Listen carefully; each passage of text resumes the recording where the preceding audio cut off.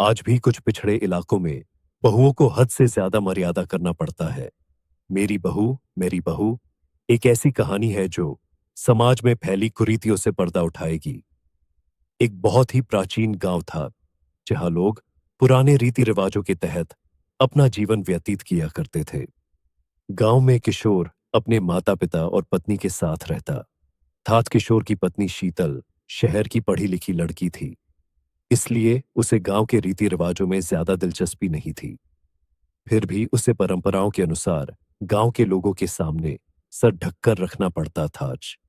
कुछ दिनों तक तो शीतल ने बड़े बुजुर्गों की मर्यादा रखते हुए यह बर्दाश्त किया, लेकिन जब उसे लगातार पर्दे में रहने से घुटन होने लगी तो उसने अपने पति किशोर से शहर जाने की बात कही।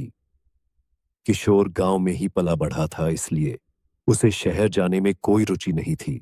उसने अपनी पत्नी को समझाते हुए कहा, यहाँ हमारा पूरा परिवार है और हम इसे छोड़कर नहीं जा सकते। तुम्हें यहाँ रहने में क्या परेशानी है? शीतल ने किशोर से खुलकर अपने दिल की बात कह दी। बस फिर क्या था, वह अपनी पत्नी से नाराज हो गया और जोर जोर से चिल्लाने लगा। किशोर की आवाज सुनकर उसके माता पिता भी कमरे के अंदर आ गए हैं, और जैसे ही उन्हें सारा मामला पता चला तो उन्होंने भी अपनी बहू को बुरा भला कहना शुरू कर दिया। सारे परिवार की बातें सुनकर शीतल की आंखों में आंसू आ गए। शीतल को समझ में ही नहीं आ रहा था कि वह अपने पति को कैसे समझाए। इस घटना के कुछ महीने गुजरने के बाद एक दिन शीतल सुबह होते ही बिना किसी से कुछ कहे घर से निकल जाती है। काफी दूर पैदल चलने से उसे थकान महसूस होने लगती है, इसीलिए वह एक सुनसान जगह पर जाकर बैठ जाती है। घर पर जैसे ही किशोर को पता चलता है कि उसकी पत्नी कहीं चली गई है तो वह सारे गांव में शीतल को ढूंढने निकल गया। किशोर गांव के चारों तरफ जोर जोर से आवाज लगाते हुए अपनी पत्नी को खोज रहा था। जब वह कहीं दिखाई नहीं दी तो सभी की चिंताएं बढ़ने लगती हैं, लेकिन इसी बीच एक बुजुर्ग व्यक्ति गांव वालों से आकर बताता है कि इस गांव की एक महिला रास्ते में एक सुनसान जगह पर अकेली बैठी है। यह बात सुनते ही किशोर तुरंत उसी तरफ दौड़ लगा देता है। किशोर को भागता देख गांव के लोग भी उसके पीछे भागने लगते हैं। जैसे ही किशोर शीतल के नजदीक पहुंचा, उसे देखते ही उसके होश उड़ गए, क्योंकि शीतल अपने बिखरे बालों के साथ मिट्टी से खेल रही थी। शीतल को ऐसी स्थिति में देख गांव वालों को लगा जरूर यह कोई भूत बला है जो शीतल के पीछे पड़ गई है।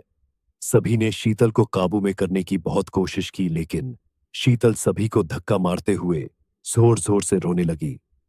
उसके रोने की आवाज किसी पुरुष की तरह लग रही थी। जैसे तैसे करके शीतल को घर लाया गया। गांव के सभी लोगों को शीतल की हरकतें भूतिया गतिविधि की ओर इशारा कर रही थीं, इसलिए सभी ने तांत्रिक बुलाने को कहा। किशोर ने अपने कुछ रिश्तेदारों की सलाह से एक जाने माने तांत्रिक को बुलाया।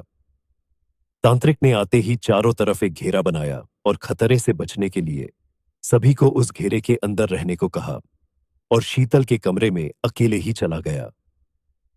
अंदर पहुंचते ही उसने शीतल को चेतावनी देते हुए कहा, साफ साफ बता दो, यह नाटक क्यों कर रही हो, नहीं तो तुम्हें बहुत तकलीफ होगी।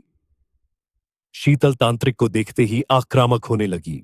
तभी तांत्रिक ने शीतल के बाल पकड़कर दोबारा कहा, मैं अच्छी तरह से जानता हूं भूत प्रेत नाम की कोई चीज नहीं होती। मैं कई वर्षों से इसी तरह लोगों के भ्रम दूर करता आया हूं। तुम्हारे घर वालों को समझाना मुश्किल है, लेकिन तुम अच्छी तरह से जानती हो कि तुम यह नाटक कर रही हो। तांत्रिक की बात सुनते ही शीतल की आंखों में आंसू आ गए और उसने रोते हुए अपना झूठ कबूल कर लिया। शीतल ने तांत्रिक को बताया कि वह शहर की पढ़ी लिखी लड़की है, उसे ज्यादा बंधनों में रहना पसंद नहीं। उसने कई बार अपने पति से यहां से दूर चलने को कहा, लेकिन जब वह नहीं माने तो मजबूरी में आकर उसने चुड़ैल चढ़ाने का नाटक किया ताकि वह अपने मन मुताबिक जी सके।